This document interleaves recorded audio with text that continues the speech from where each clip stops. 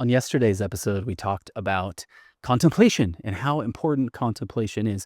Here's something that you might contemplate today, and that is language, sexual language, what it brings up for you, the charge associated with certain words, and the shame that it can both tune you into so it makes you more aware of, as well as help you let go. And letting go of shame is a truly wonderful thing because letting go of shame is like taking a governor off a car. You've got a supercar that can do 220 miles an hour, and you've got a governor on it, keeping it at 100 miles an hour.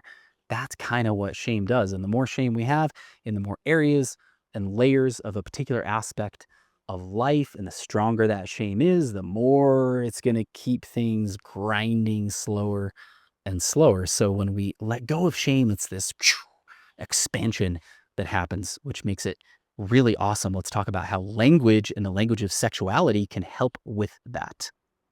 Let's start with a little test, a little experiment, just to see what comes up.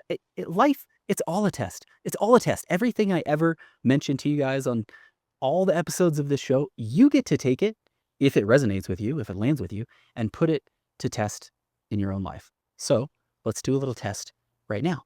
If you take a moment and think about some sexual words, penis, vagina, cock, masturbation, think about those words, maybe even say them out loud and see what comes up.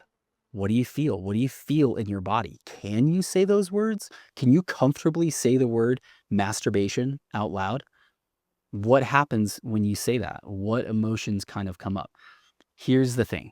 All of this language around sexuality, it tunes us in to and makes us aware of where we have shame. Because if you have shame, it's kind of like a way worse version of this fly that was just flying around me right now. Shame is way worse than that. If you have shame, again, it's holding you back. It's constricting your life. And often we are not aware of all of the shame that we really have.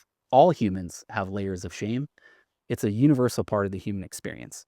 It's something we all work through in our own ways, to our own degrees, and our own infinitely unique life experience. But we all get to experience shame in some way. And a lot of it we're not aware of. We're not aware of where we have shame. We're not aware of maybe how strong it actually is. And most importantly, we're not aware of how much it's actually holding us back. So when it comes to your sexuality, something like your erection problems or having control issues and being able to last or getting rid of sexual anxiety or any of the kind of bigger issues, letting go of porn and really being done with that for good.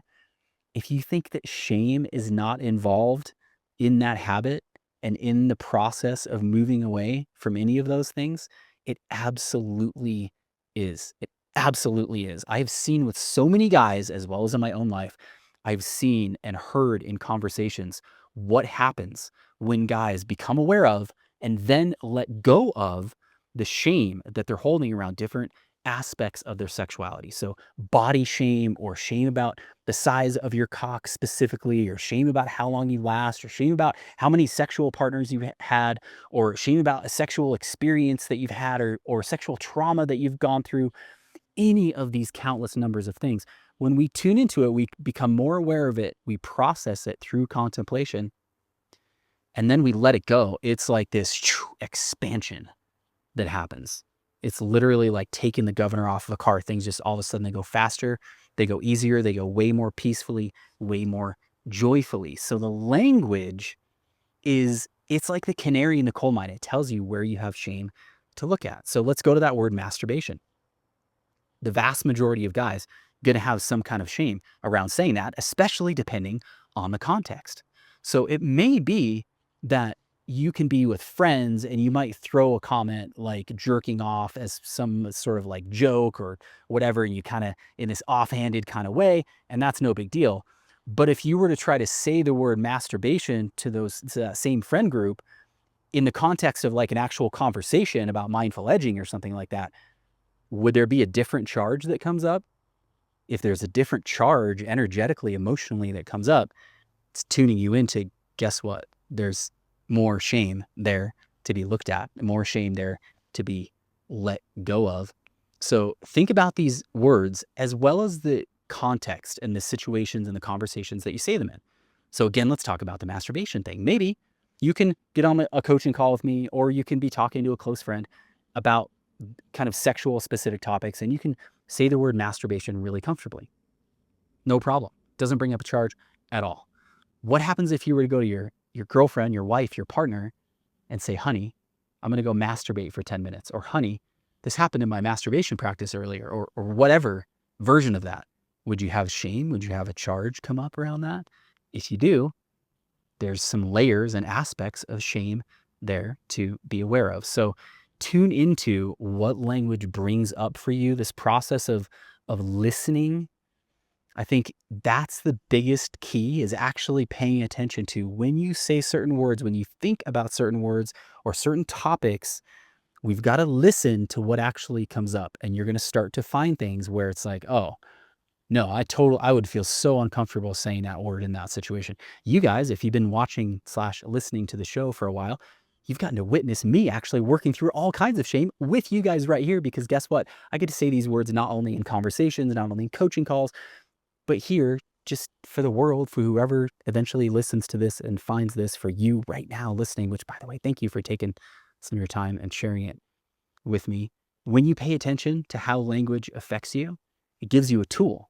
Gives you a tool to understand, okay, whoa, if I have shame around this thing or this aspect of sexuality, then that shame is actually holding me back. So if you have shame about having sexual anxiety, and it just kind of keeps happening, and you have that just like devastating kind of angst about it, and you have a lot of shame, not about what's right now in this moment, you have shame about these things that have happened in the past. That shame is going to absolutely make your sexual anxiety worse. It's going to absolutely hold you back from having the kind of sexual experiences that you want to have. So in that case, it may actually be not necessarily individual words. It may be having conversations, real conversations about those experiences with me on a coaching call, with a trusted friend, with yourself, maybe even in an out loud kind of way. But tuning into that language of those situations, it'll show you where your shame is. It'll help you let go of it. That's the last thing to be aware of, is that one of the best ways to let go of shame is you just talk about the stuff. You talk about it in a safe place. You literally just shine a light on it. You look at it. Now, part of that shining a light on it and looking at it is just within your own inner world, because one of the things with shame is we don't want to look at it. It's like if there's a bear over here, I'm scared of it, but I don't want to look at it. And so I just kind of like try to pretend it's not there. That's not going to make the bear less dangerous to me. It's going to actually make it much more dangerous to me. Much better to actually look at that thing. And that's one of the things with shame, is we've got to shine a light on it by being willing to actually be with it and be like, yeah, I have a lot of shame about that, or those experiences, or this aspect of my body, or who I am, or whatever, being really real with yourself. But then also having those conversations, speaking it out loud. Try this. Very last thought to leave you with: stand in front of a mirror, say these words out loud in front of yourself. Just you. Look yourself in the eyes and say some of these sexual words. The ones you most don't want to say, the ones you least want to say those ones especially. Maybe have a little conversation with yourself. That's kind of a verbal, visual way of doing some what can actually be pretty deep contemplation. See what comes up for you when you have that kind of conversation, and see how, when you say these words, when you get real, when you have real conversations about it with the people who matter, with the people, if with your partner, if you're in a relationship, when you have real conversations with people who can support you and show up with you in this space, those conversations literally, along with the inner being willing to look at that bear, those conversations, those are the other part of shining a light on that shame. You shine a light on it, it goes away. Expansion happens so much more easily. Be willing to look at those scary shame bears. They really are. Like, it's especially around sexuality. Any kind of shame that we have around sexuality, it can dig so deeply at us, that makes it both really impactful in how much it's holding us back, and it also makes it really kind of scary to get really real with.